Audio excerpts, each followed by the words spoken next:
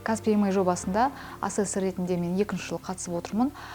Бұл кез келген асессор жобалық менеджер үшін өте қызықты шара, себебі бұл жоба барысында біз осы мемлекеттік органдарда, квазимемлекеттік секторда жобалық менеджмент әдістерін, оның құралдарын енгізу бойынша жүргізіліп жатқан жұмыстармен жақсы таныстық.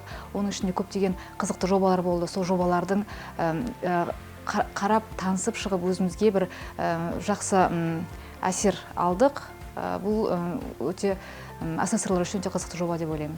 Асессордың жұмысы осы жоба барысында жобалық менеджменттің құралдарын қолдану, оның тәсілдерін қолданудың қаншалықты жақсы пайдаланып жатқандығын бағалаймыз.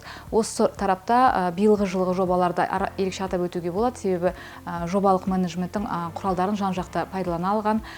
Биылғы жылы мен бірінші асессор ретінде 5 жоба қарастырдым. Бұл 5 жобада 2-ші асессормен біріге отырып, біз үлкен жұмыс атқардық.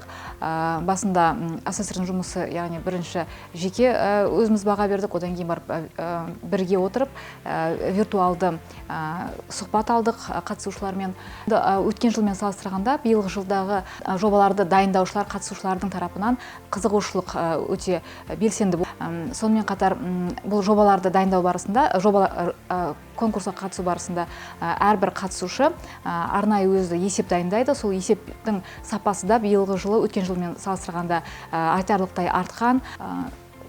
Осы бағалау барысында, жобаларды бағалау барысында негізгі бір кемшіліктер де болды деп айтуға болады, себебі кейбір жобалар өте жақсы болды, өте жақсы ұйымдастырылған, бірақ соны ұсыну барысында, есеп дайындау барысында кейбір олқылықтар кеткен. Сол себептен олардың кейбір жерлерде бағалары төмендеп қалды. Себебі жоба өзі әлеуметтік, экономикалық жағынан тиімді, нәтижелі жоба болғанымен, оны іске асыру барысында жобалық менеджменттің құралдарын қалай қолданғандығы туралы ақпаратты толық бере алмаған жобалар да болды.